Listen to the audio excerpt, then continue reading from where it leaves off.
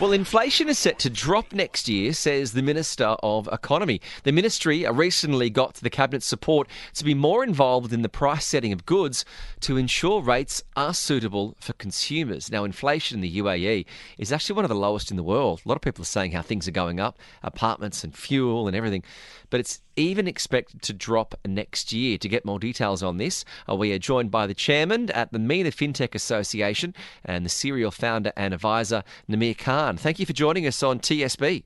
Thank you for having me again. Namir, first up, the statement that has come out from the Ministry of Economy, inflation is set to drop next year. It's a very happy statement. It's a very welcoming statement. But realistically, how much would it be? See, I'll give you a perspective. What typically happens is prices, as you know, are going up. They have been going up. And once this happens, right, so the prices, they get arrested, which means that the increase gets controlled. Right. So it's not really the way it was going. It's going to be controlled. It's going to be more contained versus just going up and up. The other thing is that if you look into what happens, the food items, for example, the food items are mainly imported. Right. Now, containing those prices are quite essential as well, because that have been seen by the observers, and of course the ministry has mentioned in the news that they have been keeping a close eye on the on-shelf pricing. That is to basically be more in the favor of the consumer as the prices have been going up. So I think that's quite a favorable movement that's currently having at this point of time. Now, what this happens, just adding to this, right? So this basically eases the pressure on the common man once the prices are contained. So initially what happens is that they are contained, and at a certain point, once they stop going at a high rate, they come down a bit. Now, when they come down a bit, I'll tell you more about it after your question. I think you have a question over here.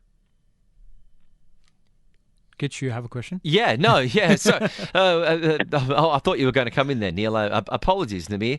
But I'm more fascinated by this situation when it comes to our foods and goods. So many imports come from non-dollar-based regions, which helps beat inflation due to the strengthening of the dirham, because we know the dirham is pegged to the dollar. Does that mean that if we do see imports that maybe come from Australasia or come from Europe, we can expect to also see those rise? See, when we're talking about on a blanket level, the inflation rates are going to be contained. So that has an overall impact on all the goods and products that are currently out there in the market. So it's not going to be limited to, let's say, product base. Yes, it's going to have a significant impact on the product base that is coming in from those countries. But largely, if you look into the overall product basket, the entire product basket gets affected in terms of being contained in terms of pricing. Right. So now, containing prices is one thing, but then what are the other measures that an economy like UAE, which is a growing economy, would do to try and ensure that the prices don't go through the roof? So what happens is that once it comes down a bit, so this is a very, very good, I would say, news today, because that basically accelerates the overall economy, because UAE is already a very fast-growing economy. Now, when this happens, when the interest, when the inflation comes down a bit, and potentially the interest rates are also dropped by the central banks, moving forward, right, I assume. Now, that means that this further accelerates the economy itself. So, first is that the containing of the prices, right? Then, secondly, the second thing that basically happens after containing the prices is going to be that potentially, if the central bank reduces the interest rates, right, then that is going to be more, consumer friendly. There is going to be more spending, which is going to mean more opportunities, and of course, more job creation as well, because the economy starts accelerating. Namir, when I was at university, we were told there was the Big Mac index. And they looked at the price of the Big Mac all over the world. I think it's changed now to maybe the iPhone index. Is that still a good barometer to look at, where you can look at one item or one consumer good and look at the country's inflation to balance how it's costing around the world? So there's a funny one, right? So there's coffee as well. So there's Coffee, yes. Starbucks as well. Oh, is there the Starbucks index? I will avoid that. Listen, so. I'm a desi. I do the idli index. I check how much is an idli cost, a plate of idli cost in various places wherever I visit. Is it Italy? Is that Idli. Oh, Not the Indian chain. the Indian South Indian breakfast food, idli. So yeah, I mean it's an inexpensive food item, but if it's expensive in some city, like London, it's expensive. I wouldn't want to pay that much for a plate of idli. Namir, how do we rank on the Starbucks index in the UAE?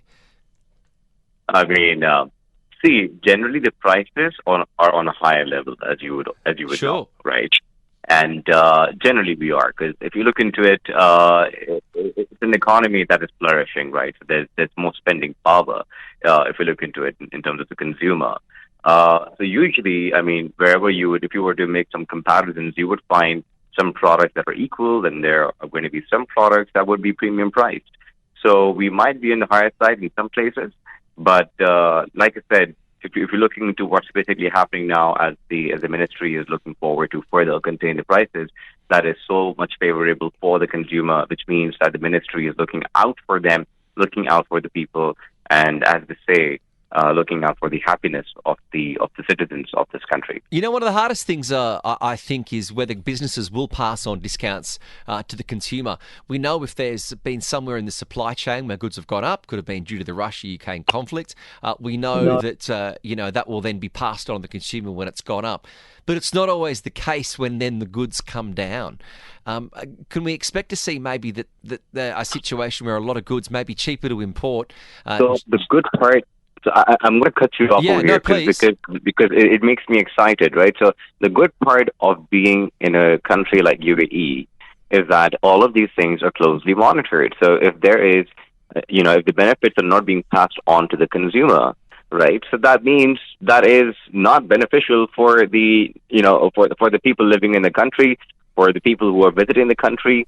So that is why if you see what the ministry has said, that they're keeping a close eye on on-shelf pricing, right?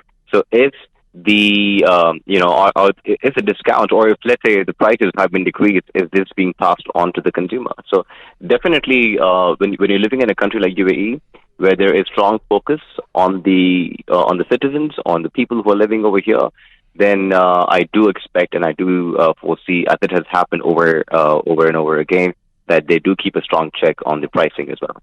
Now, this is a very interesting point that you make over here, that the eyes are on every single movement that's happening, and that precisely was one of the reasons why during the entire COVID phase and after that with the conflict between Russia and Ukraine, the basic commodity prices were capped at a certain rate. The markets couldn't really go and make the consumer pay whatever they wish to, because there was a cap.